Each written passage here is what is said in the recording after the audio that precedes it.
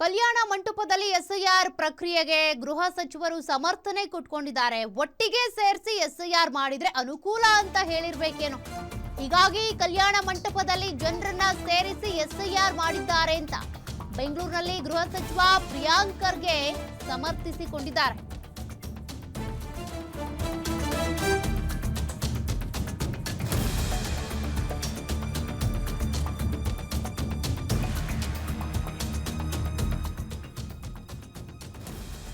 ಇದರಲ್ಲಿ HDK versus DK Shivakumar ಅಂತೇನಿಲ್ಲ.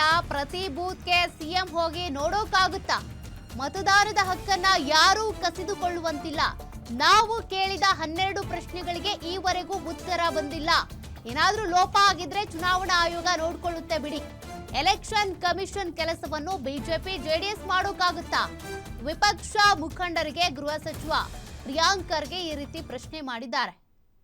ಹಕ್ಕನ್ನು HDK ವರ್ಸಸ್ DKS ಅಂಥದ್ದು ಯಾವುದೇ ಇಲ್ಲ. SIR ಒಂದು ಮಾನದಂಡಗಳಿವೆ, ಪ್ರಕ್ರಿಯೆಗಳಿವೆ. ಅದು ಪ್ರಕ್ರಿಯೆ ಪ್ರಕಾರ ನಡಿಬೇಕು.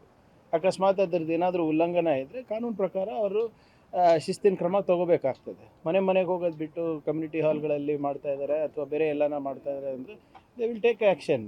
ಬಟ್ ಭಾಳ ಪ್ರಮುಖವಾದಂಥ ವಿಚಾರ ಏನು, ನಾವು ಕೇಳಿರುವಂಥ 12 ಪ್ರಶ್ನೆಗಳು ಕ್ಯಾಬಿನೆಟ್ಟಿಂದ, ಸರ್ಕಾರದ ವತಿಯಿಂದ, ಅದ್ರ ಬಗ್ಗೆ ಇನ್ನೂ ಉತ್ತರ ನಮಗೆ ಬಂದಿಲ್ಲ. ಸೊ ಅದ್ರ ಬಗ್ಗೆ ಕೂಡ ವಿರೋಧ ಪಕ್ಷದವರು ಮಾತಾಡಬೇಕು. ಯಾಕಂದರೆ ಇದು ಅವ್ರ ಪರವಾಗಿ ನಮ್ಮ ಪರವಾಗಿ ಅಲ್ಲ. ಯಾವ ನಾಗರಿಕನಿಗೂ ಕೂಡ ಅವರ ಮತದಾನದ ಹಕ್ಕನ್ನು ಕಸ್ಕೊಳ್ಳುವ ಹಕ್ಕು ಯಾರಿಗೂ ಇಲ್ಲ. Whatever is it has to happen as per constitution ಅಂತ ಅಷ್ಟೇ ನಾವು ಹೇಳ್ತೇವೆ. ನೋಡಿ, ಯಾವುದೋ ಒಂದು ಈಗ CM ಅವರು ಪ್ರತಿ ಬೂತ್ ನೋಡೋಕ್ಕಾಗತ್ತೇನ್ರಿ? 50-60 ಸಾವಿರ ಬೂತ್ ಇರ್ತದೆ. ಯಾರೋ ಅಲ್ಲಿ ಲೋಕಲ್ ಲೀಡರ್ಸು ಹಿಂಗೆ ಮಾಡಿದ್ರೆ ಬಹುಶಃ ಬೇಗ ಆಗ್ಬೋದು ಅಂತ ಹೇಳಿರ್ಬೋದು. ಆದರೆ ಅದ್ರ ಬಗ್ಗೆ ಇನ್ನೂ ಸಂಪೂರ್ಣ ಮಾಹಿತಿ ನನಗೆ ಬಂದಿಲ್ಲ. ಬಟ್ ಏನೇ ಇದ್ರೂ ಕೂಡ ಎಲೆಕ್ಷನ್ ಕಮಿಷನ್ ಇದೆ, ನೋಡ್ಕೋತಾರೆ.